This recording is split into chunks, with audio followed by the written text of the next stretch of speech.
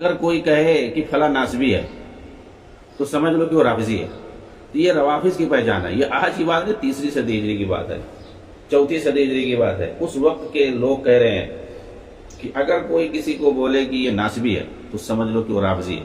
یہ رافضیوں کی پہچان ہے. وہی لوگ اہل السنہ کو ناسبی کہتے ہیں. ایسا کیوں؟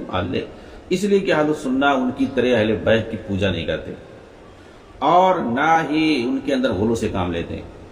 اصل میں یہ جو روافظ ہوتے ہیں نا، یہ چاہتے ہیں کہ کچھ خاص اہل بیت، سب کو نہیں، اہل بیت ہو جائے تو کچھ خاص لوگوں کے لوگ مانتے ہیں تو انہی لوگوں کو مانو اور پھر ان میں غلو سے کام لو. جیسے یہ عقیدہ رکھتے ہیں، ان کی عصمت کا عقیدہ رکھتے ہیں، ان کی امامت کا عقیدہ رکھتے ہیں وغیرہ وغیرہ. بعض تو اس میں الوہیت کا درجہ دے دیتے.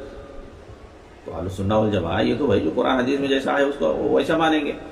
کوئی بھی ہو، چاہے نبی ہو، نبی کی صحابہ ہو، نبی کے گھرانے والے ہو، نبی کی بیویاں ہو، نبی کے بچے ہوں، نبی کے گھر والے ہوں، کوئی بھی ہو، ان کو ویسے ہی مانیں گے جیسا قرآن حدیث میں حکم ہوا ہے. کسی کے کہنے سے تھوڑی مانیں گے.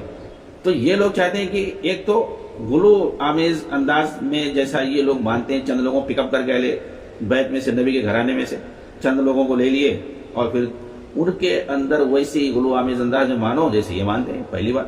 اور دوسری بات، جن کو یہ گالی دیتے ہیں اسے تم بھی گالی دو.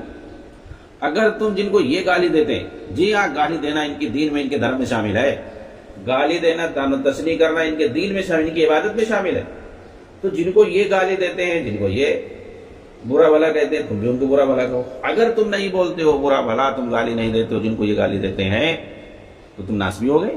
جی ہاں، آپ دیکھو، اگر جو ہے جن کو یہ گالی دیتے ہیں، اگر ان کی تم حقیقت بتانے لگو یا ان کے کچھ کارنامے ذکر کرو تو کہیں گے یہ ناسبی ہو گیا. تو یہ روافظ کی پہچان ہے. ان کا ایک اپنا خاص کنسپٹ ہے، انہوں نے بنا رکھا ہے ایران کے اندر، اسلام سے بالکل ہٹ کر کے ہر چیز میں.